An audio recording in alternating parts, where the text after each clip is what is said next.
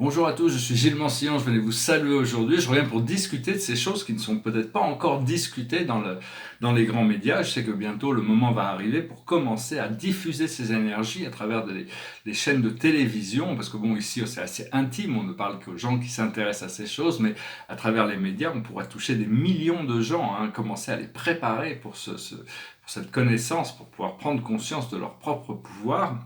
Je voulais dire aussi, souvent j'utilise le tarot, mais des fois j'ai des problèmes de transtraduction dans ma tête. Je dis que c'est une distraction. Je veux utiliser le mot, le tarot, c'est un divertissement, même bien que ce soit éducationnel en même temps. Et donc je vais tirer quelques cartes avec le tarot, discuter de quelques idées, rebondir sur une idée que j'ai parlé un peu hier, voir un peu pour la semaine qui arrive, donc au début de la semaine. Au début de la semaine, c'est-à-dire lundi, mardi, aujourd'hui, mercredi. Donc le début de la semaine, c'est marqué par l'idée de passer par-dessus toutes ces peurs et tous nos doutes. On est vraiment, c'est cette situation de... Bon, ici, c'est le tarot de Casanova, donc c'est un tarot un peu romantique, un peu érotique, disons. Donc c'est passer par-dessus tous nos doutes. Une fois qu'on passe par-dessus tous nos doutes, on comprend ce procédé. Ici, c'est le 8 de bâton. Et le 8 de bâton, c'est vraiment l'accélérateur, c'est le tapis magique, c'est le tapis volant, c'est l'accélération des choses. Il suffit d'adresser ses peurs, d'envoyer de l'amour dans l'intérieur de ses peurs, de les rencontrer avec amour, avec lumière, sans avoir peur de la peur, pour arriver à créer cette accélération. Ce qui va continuer mercredi, jeudi, dans la semaine, c'est devoir rencontrer ses doutes aussi. Tous les doutes, on va continuer. Ici, c'est une carte, c'est une femme qui prend ça fait sa toilette et un homme qui la regarde. Mais bon, c'est un tarot un peu humoristique aussi. Et donc, l'idée, c'est d'arriver à... donc il a peut-être le doute je sais pas vraiment. Bon, c'est des cartes qui pourraient être analysées aussi. Toutes les cartes peuvent être analysées par rapport aux aspects généraux de ce que le tarot représente ou par rapport à la carte elle-même. Enfin bon, si je voudrais plutôt les utiliser assez généralement, c'est l'idée de confronter ces doutes, parce que le doute c'est un centre mort. Donc à un moment donné, il faut s'autodéterminer et passer par-dessus ces choses. Et à ce moment-là, on arrive à la discipline, au pouvoir. Il faut aussi une résistance au changement, mais enfin c'est vraiment arriver à rester quand même discipliné et arriver à faire que notre corps soit comme un château fort, qu'on puisse, alors les entrées c'est les sens, arriver à renforcer ces sens en faisant de la méditation, se tournant vers l'intérieur pour pas qu'ils soient agressés par les énergies inférieures, extérieures. Et l'aboutissant, c'est la fin de la semaine, le week-end, ça va être le valet de bâton. Alors le valet de bâton dans le tarot, la princesse de bâton, souvent aussi appelée, c'est vraiment comprendre que tout ce qu'on nous faisait peur avant ne nous fait plus peur maintenant. C'est un peu prendre le tigre de la peur par la queue. Donc c'est vraiment sortir de la flamme, émerger comme une nouvelle flamme. Et donc tout ce procédé qui se passe cette semaine est en train de nous libérer de toutes ces anciennes peurs. Donc voilà, c'est important de le comprendre. Je voulais rebondir, je vais parler un peu d'astrologie, mais je voulais rebondir un petit peu en disant que, pareil, je voudrais recommander d'être pas trop connecté au monde électronique, parce que ça nous déconnecte de notre cœur, de notre intérieur, mais suivez votre intuition, si ça vous fait plaisir de vous offrir des objets connectés, il faut vraiment suivre son intuition, tout sert le tout, de toute manière. Et donc il faut pas. Par contre, les puces dans la tête, il y a des gens qui veulent se mettre des programmes, des systèmes informatiques dans la tête. Ça, ces choses-là, parce qu'ils pensent que ça va leur rendre une plus grande longévité ou je sais pas quoi, de transhumaniste. Et tout ça, ça empêche l'ADN de pouvoir développer. Ces gens ne pourront pas participer à l'ascension parce que leur ADN sera empêché par ces programmes inférieurs électroniques. Cela dit, il y a aussi des choses, on peut regarder le côté positif des choses. Dans la médecine, il y a des gens qui ont des gros handicaps. Certaines de ces technologies peuvent les assister en rendant leur qualité de vie supérieure. Donc il n'y a pas d'absolu dans ce que je dis. Je ne fais qu'indiquer des direction par rapport à certaines choses. Je voulais dire, actuellement, là, on se rapproche d'une pleine lune qui va être en Verseau. Alors il y a Mercure qui part direct, c'est-à-dire que Mercure il va pouvoir comprendre les choses qu'on ne comprenait pas avant. Il passe en Lion, donc toutes sortes de choses qu'on ne comprenait pas pendant la période rétrograde vont être comprises d'ici la fin de la semaine. Et ce qui est très important dans cette lune, c'est savoir que il y a la lune d'un côté en Verseau, il y a le soleil de l'autre côté en en Lion, mais il y a Vénus qui est la puissante influence de cette lune. Parce que Vénus, c'est ce que l'on aime, c'est notre abondance, c'est nos passions, c'est nos préférences, c'est des manifestations. Et donc ça va éclairer cette lune, hein. C'est aussi la planète des désirs, hein, tout en sachant que, bon, pas loin, il y a quand même Saturne qui nous rappelle à nos obligations. Il y a Jupiter qui part direct aussi, donc il y a toute cette expansion. Quand les planètes partent direct, elles deviennent introverties. Quand elles sont rétrogrades, elles sont introverties. Quand elles partent direct, elles sont extraverties. Il n'y a que Chiron qui est une planète déjà très introvertie. Quand elle est rétrograde, elle est encore plus puissante, hein. Mais sinon, il y a Uranus, donc il y a Jupiter qui part direct, donc qui va créer cette expansion extérieure, et Uranus qui va rétrograder, qui va nous créer une sorte de révolution intérieure, parce que c'est en Taureau, donc on doit avoir l'humanité doit passer en revue toutes ces valeurs. Et petit à petit, le Soleil va rattraper Mars et Vénus va rattraper Mars. Donc c'est assez important de comprendre qu'il y a ces désirs, les désirs et la volonté qui vont s'aligner. Donc voilà, hein, on vit des périodes importantes avec toutes sortes de choses qui peuvent se passer, des choses miraculeuses.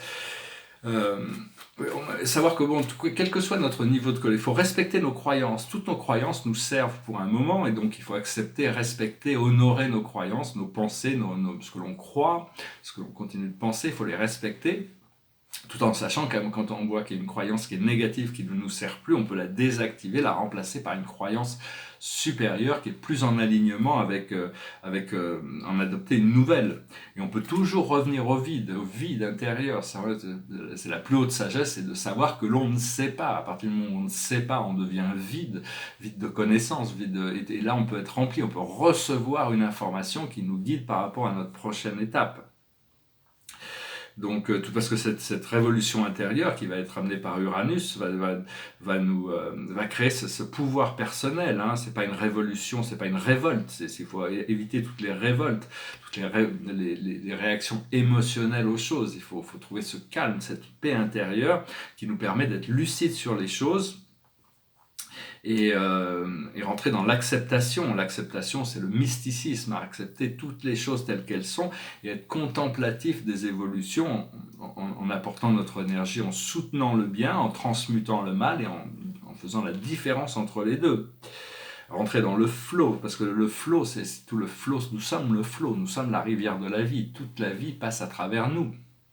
Constamment, tous les états de la vie, de tout l'univers, c'est incroyable de savoir ça, parce que c'est au-delà de notre conscience, mais tout passe à travers nous, mais toutes ces choses qui sont dans ce flot sont toutes que des conditions passagères, et qu'elles soient positives ou négatives, elles sont passagères. Quand elles sont positives, on veut les transformer dans quelque chose d'encore plus positif. Quand elles sont négatives, on veut les transmuter vers quelque chose de meilleur. Savoir qu'à l'intérieur de nous, il y a l'agitation et la sérénité. On veut passer de l'agitation à la sérénité. Une fois qu'on est serein, on arrive à agir dans la sérénité, c'est beaucoup mieux que d'agir dans l'agitation. Mais bon, savoir qu'à l'intérieur du Créateur, de Dieu possède la sérénité éternelle, infinie. Il est éternellement stable, mais il est aussi dans un état d'agitation extrême. Il est dans tous les états. Donc, une fois que c'est arrivé à harmoniser l'action et la non-action, la sérénité et l'agitation. C'est-à-dire que cette agitation ne nous agite plus, c'est-à-dire on fait partie du flow. Tout ça, c'est des procédés qui viennent progressivement, hein. Aussi savoir que les connexions au portail galactique, comme Sirius, sont tout le temps ouverts, toute l'année, hein, ils sont tout le temps ouverts. C'est juste que bon, il y a disons qu'elles sont amplifiées pendant ces moments, hein. Savoir que le portail de Sirius, c'est une connexion à la race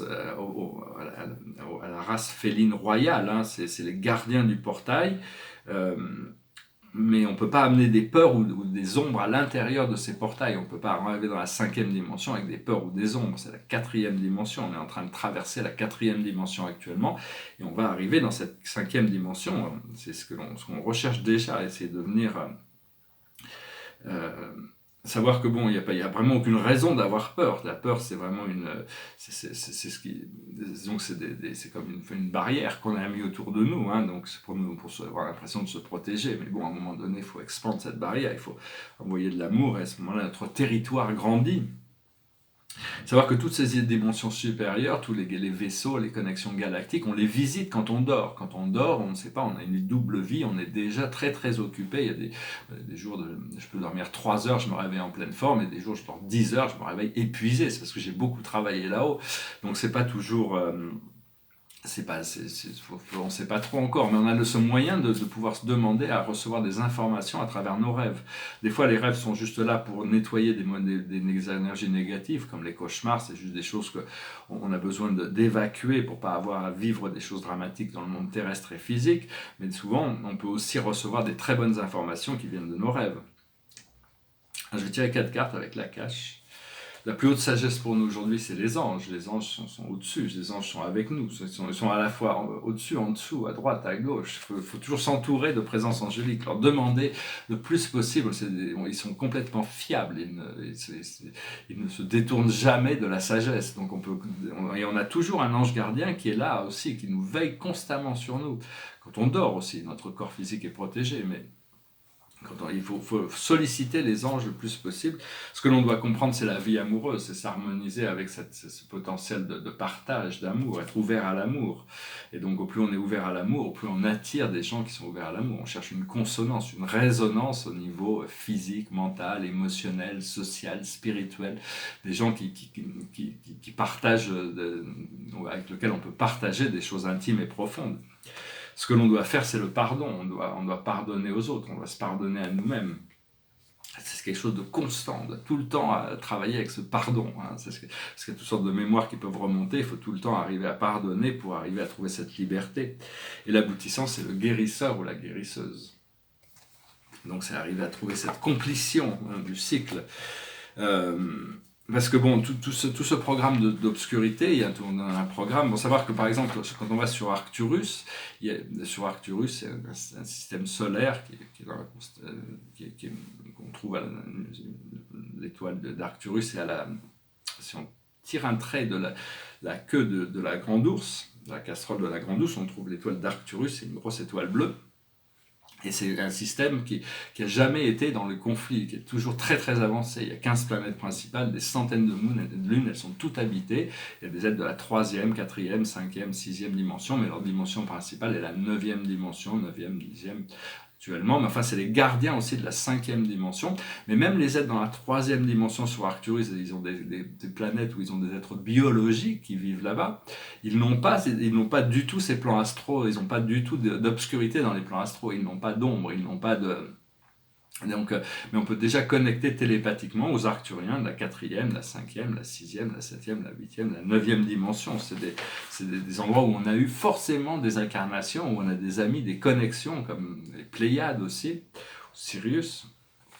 Et tout ce programme d'obscurité, pourquoi il continue à durer plus longtemps que ce qu'on aurait voulu peut-être, c'est parce que tout est en train de s'exposer, et ceux qui ont créé cette obscurité, toutes ces choses obscures, doivent avoir l'expérience de leur propre création pour qu'ils puissent voir toute cette souffrance qu'ils ont créée. Donc, parce que bientôt toute l'obscurité, comme la lumière, sera révélée, et il n'y aura plus aucun endroit pour se cacher, hein. Tout sera en évidence pour tout le monde. Donc il y a besoin pour pouvoir transmuter tout ça et passer à autre chose. Ce qu'il faut, c'est apprendre à toujours pardonner, hein. Parce que si on ne pardonne pas, on se lie à des champs karmiques. On a besoin de vouloir les autres punis pour leurs erreurs, et donc on revient encore pour continuer des cycles inférieurs. Il faut lâcher prise. Il faut connecter à l'amour, à la source intérieure, et arrêter de suivre les vieux dogmes des religions, arrêter à suivre tous ces de suivre des dieux extérieurs, parce que le vrai Dieu, enfin même si ces dieux extérieurs existent aussi à l'intérieur, c'est à l'intérieur qu'il faut connecter, parce que sinon on continue à se réincarner éternellement. C'est-à-dire que si on a fait des choses mauvaises, on continue à se réincarner pour payer le karma. Si on a fait des choses bonnes, on continue à se réincarner pour profiter des mérites spirituels. Mais on veut se libérer, hein. Donc c'est vraiment à travers la connexion intérieure, mais on peut quand même dépendre de la sagesse des êtres qui vivent dans les plans supérieurs. C'est Adonai, Yahweh, Allah, c'est des êtres merveilleux, divins, qui sont là pour aider l'homme quand même, avec ses voies d'évolution. Et donc, mais enfin, ce que l'on cherche, c'est quand même le salut, la libération, le salut transcendantal. Et donc, personne ne peut vous enseigner votre relation avec Dieu. Il n'y a que vous, hein, il n'y a vraiment que vous. Personne, ça doit venir de l'intérieur, ça doit venir du cœur. Et ce n'est pas une recherche intellectuelle. Donc c'est un petit peu faire cette connexion, apprendre à développer cette relation avec Dieu. C'est comme personne ne peut manger pour vous, ne peut dormir pour vous. Tout ça, c'est des choses où on doit apprendre, quand on doit apprendre quelque chose, on doit l'apprendre par soi-même. Et donc c'est une des connaissances essentielles, s'aligner avec la fréquence du plus haut bien collectif, le plus haut bien de tous, incluant notre plus haut bien. Et savoir que rien n'est plus vrai que Dieu. Hein. Dieu n'est pas juste une idée, c'est pas une expérience. Vous pouvez mettre votre main sur votre cœur et sentir cette connexion. Hein. Donc voilà, je voulais juste actuellement, voilà, c'est qu'on il faut être patient aussi parce que ça prend du temps. On ne peut pas s'aligner comme ça d'un coup de claquement de doigts ou d'un coup de baguette magique. Hein. C'est vraiment, tout ça c'est géré depuis l'intérieur, mais notre moi divin, notre moi intérieur, notre vrai moi, c'est notre moi supérieur. Et ce moi supérieur sait déjà toutes les choses, a déjà cette connexion avec a déjà cette connaissance et cette connexion. Parce que bon, le fait qu'il faut être patient, c'est pas parce qu'il y a besoin de temps, c'est parce qu'on a des résistances à ces choses. Donc on est en train de passer par la 4e dimension et on cherche à vraiment atteindre cette 5e dimension. J'espère que ce message aura été intéressant pour vous. Je vais finir avec une chanson, puis je tirerai une dernière carte avec le tarot des archanges. Ça devrait être une semaine où vraiment on va pouvoir libérer toutes ces choses, hein, libérer toutes sortes de vieux programmes. Et on arrive sur cette pleine lune, cette lumière diamant qui va pouvoir s'intégrer pour nous élever, hein, dans notre conscience. Alors ici c'est un intérieur, c'est 2 tableaux, hein, qui sont assez simples, mais enfin bon, il y a tout ça cette grille autour, un peu à la Mondrian, qui est signé en bas, j'ai une mention 2007, et ici c'est un tableau d'astronomie, c'est un des premiers de la série, je trouve assez beau, il y a ce soleil qui a une sorte de grand sourire. Et toutes ces planètes, c'est ce qui m'a pris le plus de difficulté à résoudre, ça a été parce que bon, après ça c'est toujours des challenges, la peinture c'est toujours un challenge. Alors, cette chanson qui me passait par la tête, donc je vais la chanter, c'est une chanson un peu philosophique quand même, c'est quelqu'un qui doit traverser le désert avec un cheval qui n'a pas de nom, hein, donc voilà, it goes like this. On the first part of the journey, I was looking at whole of life.